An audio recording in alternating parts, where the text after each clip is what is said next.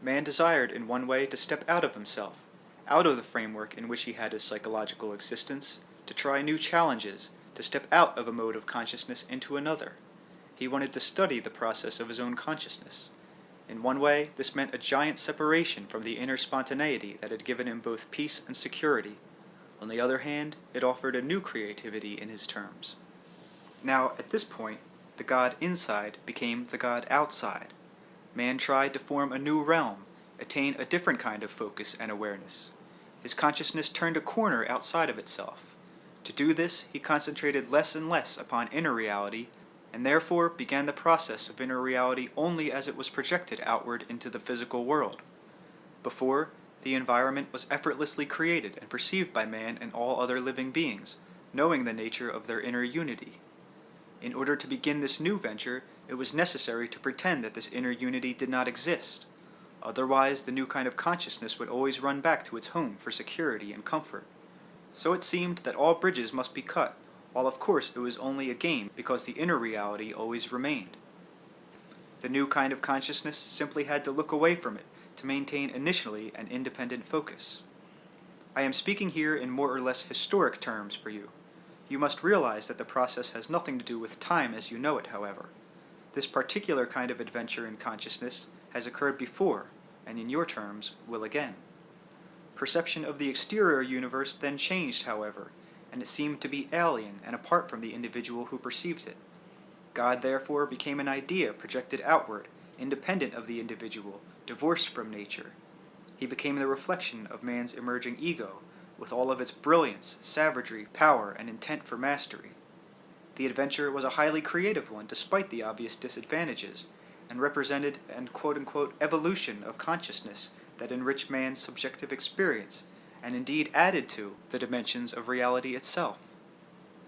To be effectively organized, however, inner and outer experience had to appear as separate, disconnected events. Historically, the characteristics of God changed as man's ego changed. These characteristics of the ego, however, were supported by strong inner changes. The original propulsion of inner characteristics outward into the formation of the ego could be compared with the birth of innumerable stars, an event of immeasurable consequences that originated on a subjective level and within inner reality. The ego, having its birth from within, therefore, must always boast of its independence while maintaining the nagging certainty of its inner origin. The ego feared for its position, frightened that it would dissolve back into the inner self from which it came. Yet in its emergence, it provided the inner self with a new kind of feedback, a different view not only of itself, but through this the inner self was able to glimpse possibilities of development of which it had not previously been aware. In your terms, by the time of Christ, the ego was sure enough of its position so that the projected picture of God could begin to change. The inner self is in a state of constant growth. The inner portion of each man, therefore, projected this knowledge outward. The psychological and spiritual need of the species, demanded both interior and exterior alterations of great import. Qualities of mercy and understanding that had been buried could now surface. Not only privately, but in mass they surged up, adding a new impetus and giving a natural quote-unquote new direction, beginning to call all portions of the self as it knew itself together. So the concept of God began to change as the ego recognized its reliance upon inner reality, but the drama had to be worked out within the current framework. Mohammedanism was basically so violent precisely because Christianity was basically so gentle. Not that Christianity was not mixed with violence, or that Mohammedanism was devoid of love, but as the psyche went through its development and battled with itself, denying some feelings and characteristics and stressing others, so the historic religious exterior dramas represented and followed these inner aspirations, struggles, and searches. All of this material now given must be considered along with the fact that beneath these developments there are the eternal aspects and creative characteristics of a force that is both undeniable and intimate. All that is, in other words, represents the reality from which all of us spring. All that is, by its nature, transcends all dimensions of activity, consciousness, or reality while being a part of each. Behind all faces there is one face, yet this does not mean that each man's face is not his own. The further religious drama of which I have spoken, in your terms still to come, represents another stage in both the internal and external dramas, in which the emergent ego becomes aware of much of its heritage.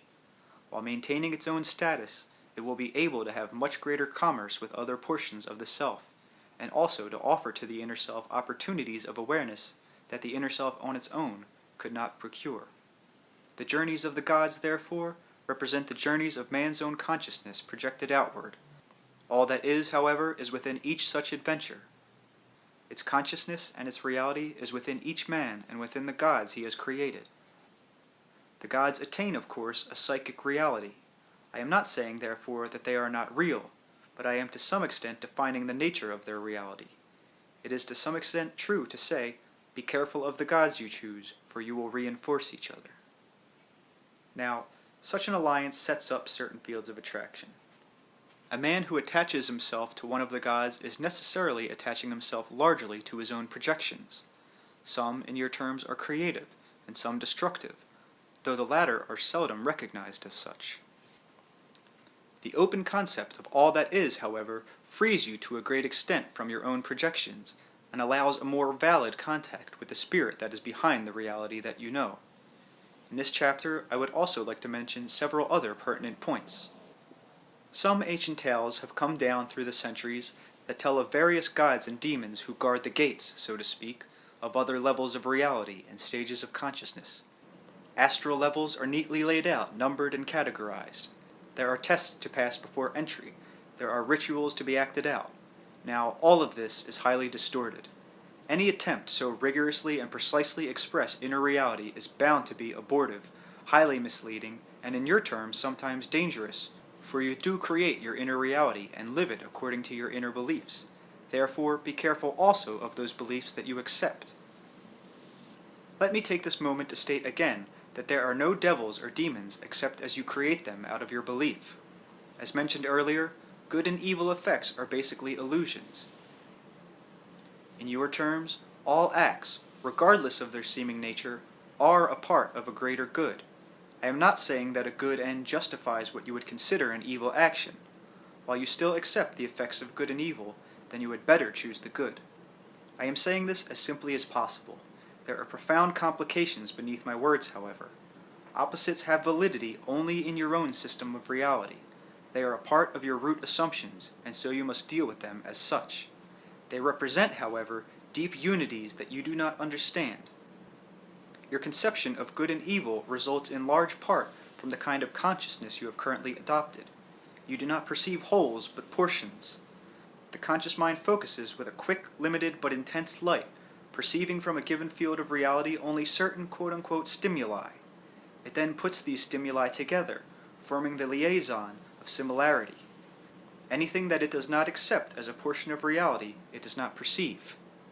The effect of opposites results then from a lack of perception. Since you must operate within the world as you perceive it, then the opposites will appear to be conditions of existence. These elements have been isolated for a certain reason, however. You are being taught, and you are teaching yourselves to handle energy, to become conscious co-creators with all that is, and one of the quote-unquote stages of development or learning processes includes dealing with opposites as realities. In your terms, the ideas of good and evil help you recognize the sacredness of existence, the responsibility of consciousness. The ideas of opposites also are necessary guidelines for the developing ego. The inner self knows quite well the unity that exists. Now, in any given historical period, one religious drama may finally emerge as the exterior representation, but there will also be many minor dramas, quote-unquote projections, that do not entirely take. These represent, of course, probable events. Any of them could supersede the actual exterior drama. In the time of Christ, there were many such performances, as many personalities felt the force of inner reality and reached to it.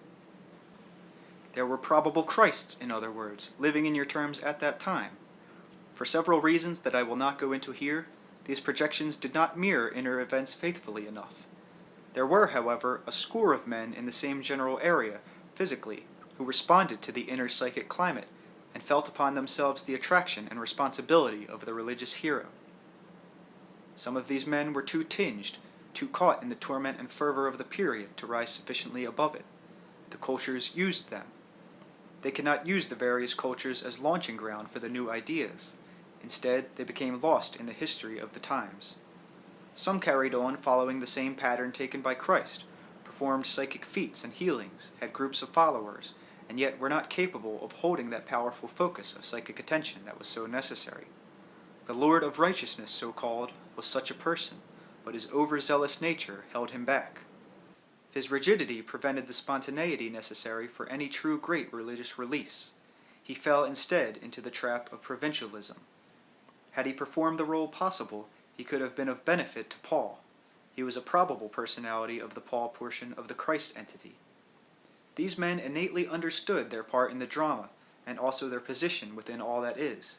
They were all highly clairvoyant and telepathic, given to visions and hearing of voices. In their dreams they were in contact. Consciously, Paul remembered many of these dreams until he felt pursued by Christ. It was because of a series of recurring dreams that Paul persecuted the Christians. He felt that Christ was a kind of devil who pursued him in his sleep. On an unconscious level, however, he knew the meaning of the dreams, and his quote-unquote conversion, of course, was only a physical event following an inner experience. John the Baptist, Christ, and Paul were all connected in the dream state, and John was well aware of Christ's existence before Christ was born. Paul needed the strongest egotistical strength because of his particular duties. He was far less aware consciously of his role for this reason. The inner knowledge, of course, exploded in the physical conversion experience.